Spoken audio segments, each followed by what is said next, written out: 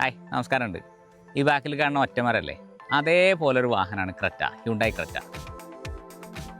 ഈ ഒരു സെഗ്മെൻറ്റിൽ ക്രെറ്റ വന്ന ശേഷം ഉള്ള മാറ്റം എങ്ങനെയാണെന്ന് വെച്ചാൽ, ഏത് വണ്ടി ഇറങ്ങിയാലും കമ്പയർ ചെയ്യും. ക്രെറ്റയെ പോലെയാണോ, ക്രെറ്റയുടെ അത്ര വലിപ്പമുണ്ടോ, അങ്ങനെയുള്ള കുറേ കാര്യങ്ങൾ.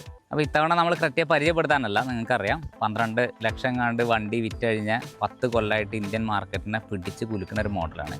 ആ ക്രെറ്റയുടെ ഓണേഴ്സ് ഫീഡ്ബാക്കാണ് നമ്മൾ പറയാൻ പോകുന്നത്. നമ്മുടെ ഒരു ഫ്രണ്ട് ക്രെറ്റ എടുത്ത് അങ്ങനെ നല്ല ഹാപ്പിയാണ്. രാജേഷേ എന്താണ് പറയുക വണ്ടീനെ കുറിച്ച്?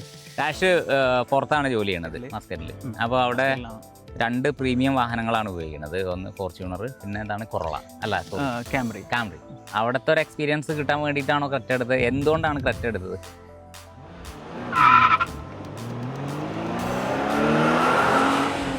ഇവിടുത്തെ ഒരു എക്സ്പീരിയൻസ് എന്ന് പറഞ്ഞാൽ നമ്മളവിടെ എന്താ വെച്ചാൽ കുറച്ചൊരു SUV റേഞ്ചിലുള്ള വണ്ടി ഓടിച്ച് നമുക്ക് ഇവിടെ എത്തുമ്പോൾ ആ ഒരു റിക്വയർമെൻറ്റ് ഒരു ഫുൾഫിൽ ചെയ്യണമെന്നുള്ളൊരു ആഗ്രഹം ഉണ്ടായിരുന്നു. അപ്പോൾ അതിൻ്റെ ഭാഗമായിട്ടാണ് നമ്മളിത് എടുത്തത്.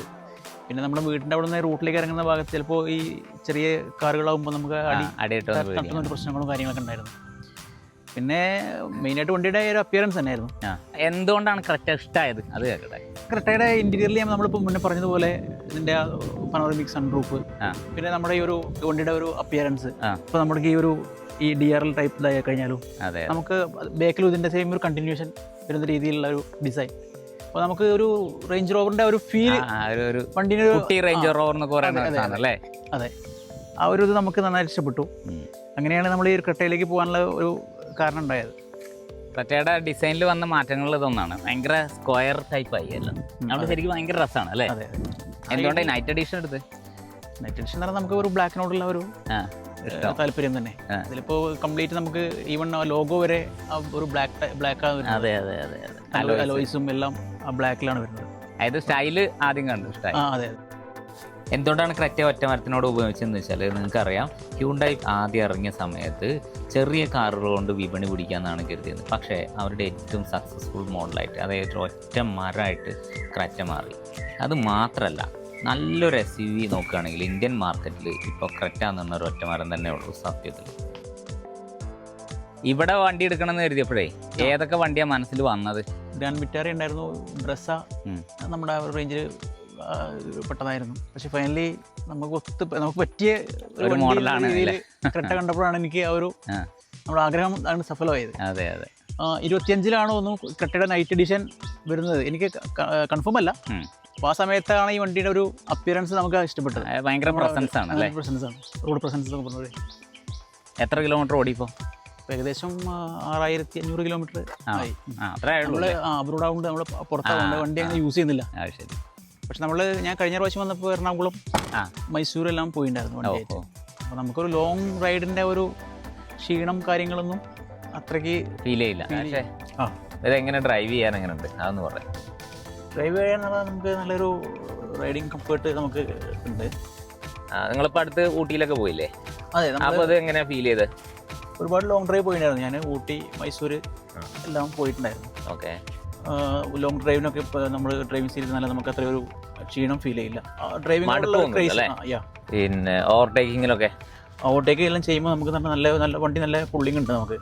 അപ്പോൾ നമ്മളിപ്പോൾ ഒരു ബസ്സോ അല്ലാന്നുണ്ടെങ്കിൽ ഒരു കണ്ടെയ്നറിനൊക്കെ ഓവർടേക്ക് ചെയ്യണമെന്നുണ്ടെങ്കിൽ നമുക്ക് പെട്ടെന്ന് വണ്ടി പുള്ളി നമ്മുടെ ട്രാക്കിലേക്ക് മാറ്റാനുള്ള ഒരു ഈസിനെസ് ഉണ്ട്. ഇന്റീരിയറിൽ എന്തൊക്കെ ഇഷ്ടമായത്? ബ്ലാക്ക് ആൻഡ് ക്രീം ഒരു കോമ്പിനേഷൻ. ശരി.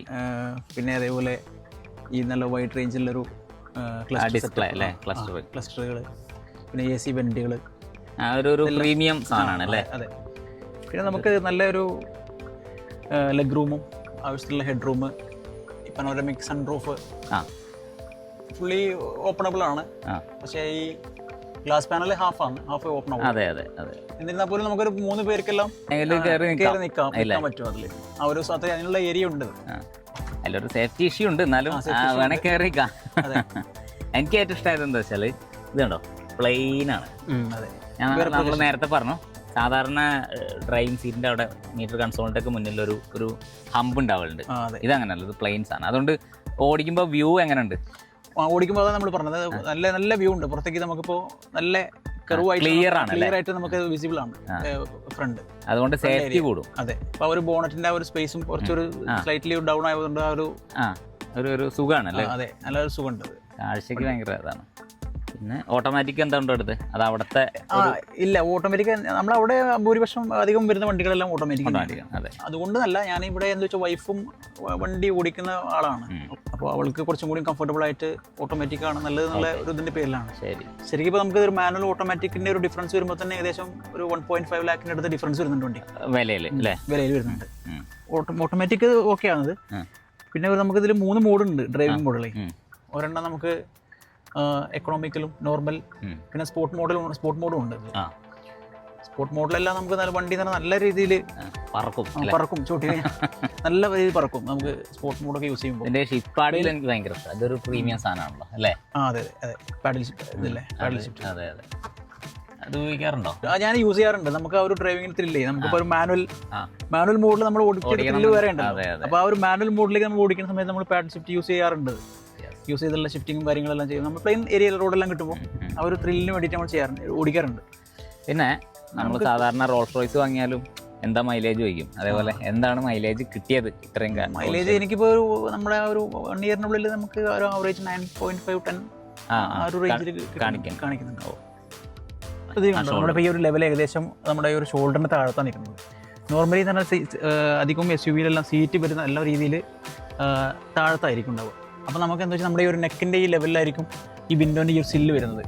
പക്ഷേ ഇതിൽ അങ്ങനെ ഒരു മാറ്റമല്ല, നല്ല രീതിയിലുള്ളൊരു മാറ്റം ഇവിടെ നമുക്ക് ഉണ്ട്. അപ്പോൾ നമുക്ക് കുറച്ചും കൂടി പുറത്ത് നോക്കുമ്പോൾ എന്ന് വെച്ചാൽ ഫുൾ വിഡ്ത്തിൽ നമുക്ക് ഈ വിൻഡോ നമുക്ക് യൂസ് ചെയ്യാൻ പറ്റും. അങ്ങനെ ഒരു ഇത് ഉണ്ട്. പിന്നെ ഈ ഒരു ഹെഡ് റൂമിൻ്റെ കേസ് ആയി കഴിഞ്ഞാലും ഇപ്പോൾ ഞാനിപ്പോൾ ഒരു 173 174 സെൻറ്റിമീറ്റർ ഹൈറ്റുള്ള ആളാണ്. അപ്പോൾ എന്നിട്ട് പോലും എനിക്ക് ഇതിന് മുകളിലൊരു 4 ഇഞ്ച് അല്ലെങ്കിൽ ഒരു 10 സെൻറ്റിമീറ്ററോളം ഹൈറ്റ് ഉണ്ട് ബാക്കിയുണ്ട്. എനിക്കത് ബാക്ക് സീറ്റിൽ ഇരുന്ന് കുറെ ഓടിയല്ലേ, ലോങ് ഒക്കെ ഓടിയില്ലേ അല്ലേ? തലയ്ക്കൊക്കെ നല്ല സ്പേസ് ഉണ്ട്, കാല് വെക്കാനൊക്കെ സുഖമാണ് അല്ലേ? നല്ല കംഫർട്ടായിരിക്കാൻ പറ്റും. അടിപൊളിയല്ലേ? ഹ്യുണ്ടായി എപ്പോഴും ഭയങ്കര പ്രാക്ടിക്കലാണ്. ഇത് കണ്ടോ, ഇത് ഏറെക്കുറെ ഫ്ലാറ്റ് ബെഡാണ് കണ്ടല്ലേ? അപ്പോൾ നമ്മളൊരു സെഡാനോ ഹാച്ച് ബാക്കിന്നൊക്കെ അപ്ഗ്രേഡ് ചെയ്യണം എന്നുള്ളവർക്ക് സത്യത്തിൽ ക്രെറ്റ ഒരു നല്ല ചോയ്സാണ് അല്ലേ? ലോങ് റൈഡുകളെല്ലാം പോകുമ്പോഴേ ഞാനിവിടെ വരുമ്പോഴായി കഴിഞ്ഞാലും എങ്ങനെയായി കഴിഞ്ഞാലും ഏതെങ്കിലും ഒരു ലോങ് ഡിസ്റ്റൻസ് നമ്മൾ ട്രാവൽ ചെയ്യാറുണ്ട്. ടൂർ ഉണ്ടാവാറുണ്ട്. പയ്യന്മാരൊത്തും ഫാമിലി ആയിട്ട് ഒരു 1-2 ടൂറ് ഇതേമാതിരി പോകാറുണ്ട്. അപ്പോൾ നമുക്ക് അതിൻ്റെ ഒരു റൈഡിങ് കംഫർട്ട് അതൊക്കെ ഉണ്ട്. എല്ലാം കൊണ്ടും വണ്ടി ഓക്കെയാണ്. ഓക്കെ.